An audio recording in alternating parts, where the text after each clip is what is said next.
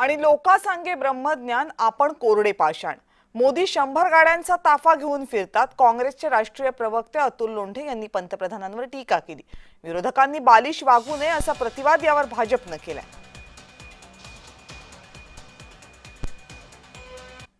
लोकांसांगे ब्रह्मज्ञान, स्वतः मात्र कोरडे पाषाण, अशा पद्धतीचं वर्तन देशाचे प्रधानमंत्री सन्माननीय नरेंद्र मोदी यांचं आहे।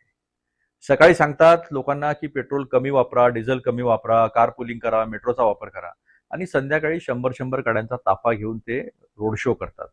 लोकांना सांगतात तुम्ही फॉरेन टूर्स कमी करा, बंद करा, आणि आता ते 4 देशाच्या युरोपच्या दौऱ्यावर निघालेले आहेत।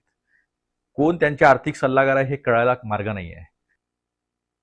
कुठल्याही गोष्टीमध्ये तुम्हाला राजकारण करायची सवय का? पंतप्रधान हा देशाचा प्रमुख असतो आणि देशातील संकट परिस्थितीमध्ये आपल्या नागरिकांना एक चांगल्या सवयी लागल्या पाहिजेत। या दृष्टिकोनातून, या भूमिकेतून त्यांनी जर काही आवाहन केलं तर तुम्ही त्या दृष्टिकोनातून का बघितलं नाही?